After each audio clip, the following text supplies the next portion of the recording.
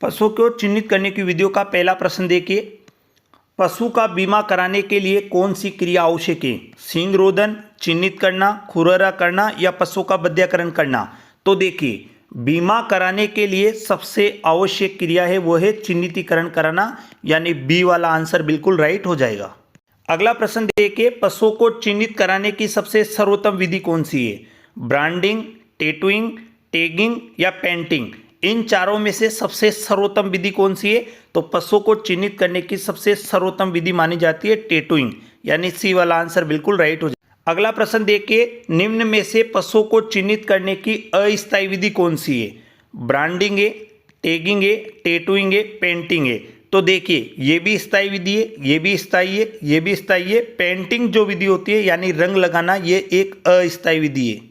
इसी में अगला प्रश्न देखिए, पशु को चिन्हित करने की किस विधि में त्वचा की गुणवत्ता खराब हो जाती है? ब्रांडिंग दागना विधि में, टैगिंग विधि में, टैटूइंग विधि में, पेंटिंग विधि में। तो याद रखना, जो दागना यानी ब्रांडिंग जो विधि होती है ए नंबर वाली, इसके अंदर त्वचा की गुणवत्ता खराब हो जाती है। अगला प्रश्न देखिए, चिन्हित करने के लिए पेंटिंग विधि का प्रयोग किस पशु में किया जाता है? गोवंश में, भेड़ में, सुअर में और ऊंट में। तो याद रखना, चिन्हित करने की जो पेंटिंग विधि है उसका प्रयोग भेड़ के अंदर किया जाता है, और जो पेंटिंग जो विधि है ये एक अस्थायी विधि है। अगला प्रश्न देखिए, किस पशु में पहचान के लिए कान पर वी आकार का निशान बनाया जाता है? गोवंश में, भेड़ और बकरी में, सुअर में और ऊंट में। तो सुअर के अंदर इसे ईयर नोचिंग विधि बोलते हैं, और इसमें सुअर के कान पर वी आकार का निशान बनाते हैं, इसीलिए इसका अंतिम उत्तर राइट हो जाएगा सी वाला। अगला प्रश्न, चिन्हित करने की ईयर नोचिंग विधि का प्रयोग किस पशु में किया जाता है? गोवंश में, भेड़ और बकरी में, सुअर में, ऊंट में। तो आंसर राइट हो जाएगा, ये सुअर में किया जाता है, सी वाला उत्तर बिल्कुल सही हो जाएगा।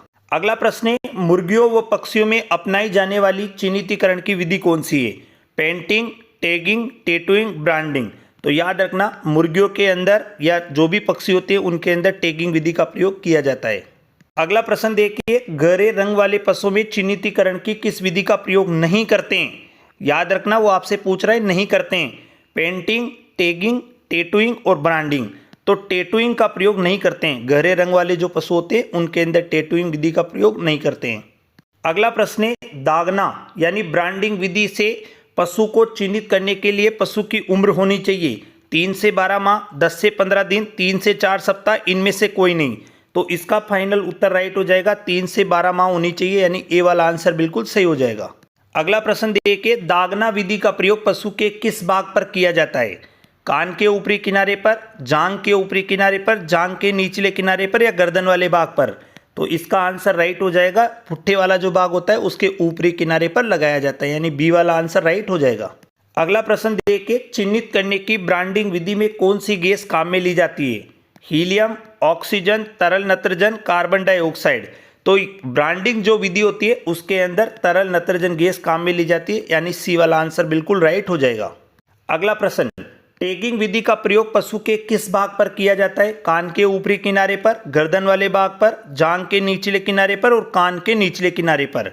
तो जो टैग लगाया जाता है ये एल्यूमिनियम और प्लास्टिक के बने होते हैं और कान के ऊपरी किनारे पर लगाए जाते हैं, यानी कि इसका फाइनल आंसर ए वाला राइट हो जाएगा। अगला प्रश्न देखिए, पशु को चिन्हित करने की टैगिंग विधि में टैग किसके बने होते हैं?